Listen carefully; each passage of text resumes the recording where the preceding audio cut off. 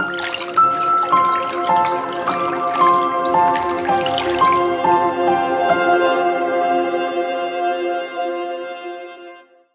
pagi Bapak Ibu Saudara. Puji syukur kepada Tuhan Yesus kalau pada pagi hari ini kembali kita masih diberi kesempatan untuk dapat menikmati sarapan rohani, yaitu firman Tuhan. Mari saya ajak kita sama-sama akan membaca di dalam Efesus 6 ayat 11 dan 12. Kenakanlah seluruh perlengkapan senjata Allah supaya kamu dapat bertahan melawan tipu muslihat iblis. Karena perjuangan kita bukanlah melawan darah dan daging, tetapi melawan pemerintah-pemerintah, melawan penguasa-penguasa, melawan penghulu-penghulu dunia yang gelap ini, melawan roh-roh jahat di udara. Bapak Ibu Saudara, mendengar kata senjata, maka otomatis pikiran kita akan tertuju kepada situasi perang. Karena biasanya senjata digunakan untuk berperang. Nah, secara politik negara kita tidak berada dalam situasi perang fisik dengan negara manapun, tetapi secara rohani kita setiap hari sedang berperang melawan kuasa kekuatan iblis yang ingin merusak hubungan kita dengan Allah. Dalam menjalani kehidupan ini, kita dihadapkan dengan peperangan demi peperangan. Peperangan yang kita hadapi adalah melawan roh-roh jahat di udara. Oleh sebab itu, kita harus siap dan fokus kepada kemenangan. Kita baca di dalam Wahyu 3 ayat 5. Barang siapa menang, ia akan dikenakan pakaian putih yang demikian. Aku tidak akan menghapus namanya dari kitab kehidupan, melainkan aku akan mengaku namanya di hadapan Bapa-Ku dan di hadapan para malaikatnya. Jadi barang siapa yang menang di dalam peperangan itu, maka nama kita tidak akan dihapus dari kitab kehidupan. Dalam rangka berperang melawan kuasa-kuasa jahat di udara, tentunya kita memerlukan perlengkapan senjata Allah, yang antara lain adalah pedang roh. Kita baca di dalam Efesus 6 ayat 17. Dan terimalah ketopong keselamatan dan pedang roh, yaitu firman Allah. Rasul Paulus menuliskan dalam ayat yang baru kita baca bahwa firman Allah dikatakan sebagai pedang roh. Pedang merupakan senjata yang bisa dipakai untuk menyerang sekaligus untuk bertahan. Juga digunakan untuk melindungi diri dari bahaya, sekaligus untuk menyerang musuh dan mengalahkannya.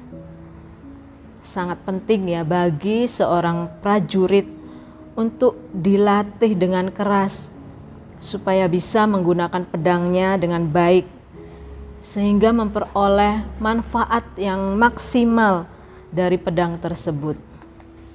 Nah, begitu juga dengan prajurit Kristus, yaitu orang-orang percaya, anak-anak Tuhan, memerlukan pelatihan yang sama untuk mengetahui bagaimana cara yang tepat untuk menggunakan pedang roh, yaitu firman Allah.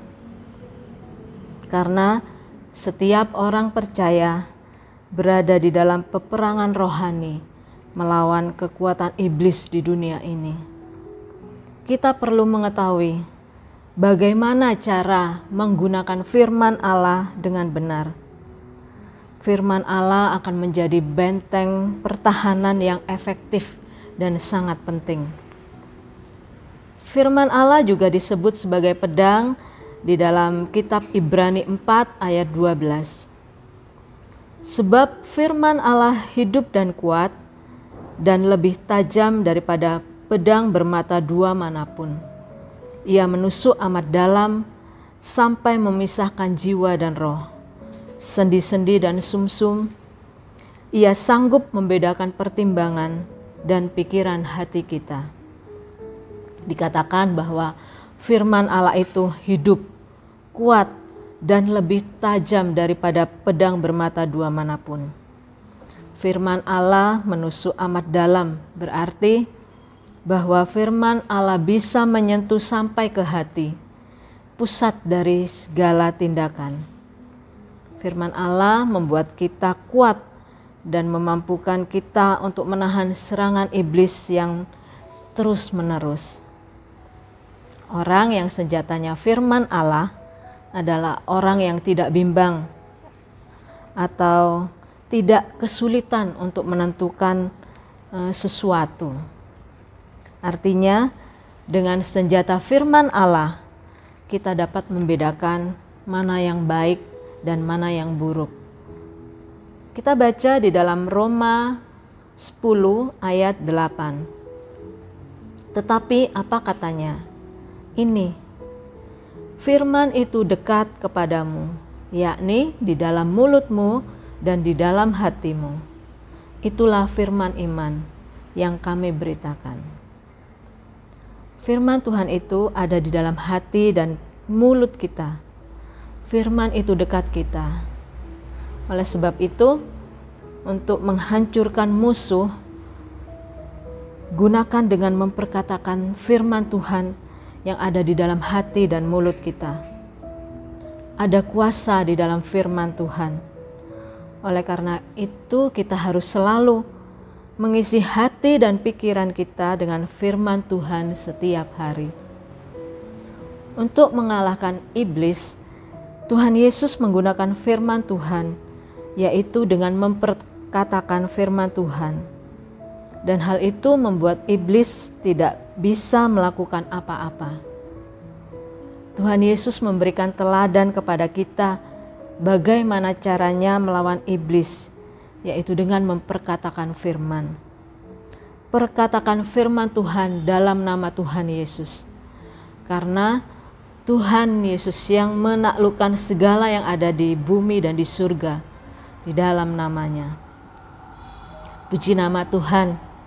Pagi ini kita sama-sama diingatkan kembali untuk rajin membaca dan merenungkan firman Tuhan.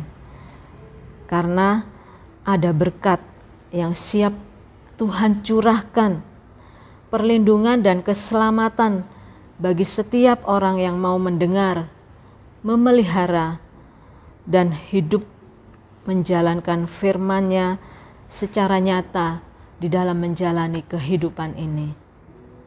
Semakin sering kita membaca firman Tuhan dan merenungkannya, maka semakin kita menajamkan pedang roh yang ada di dalam kita.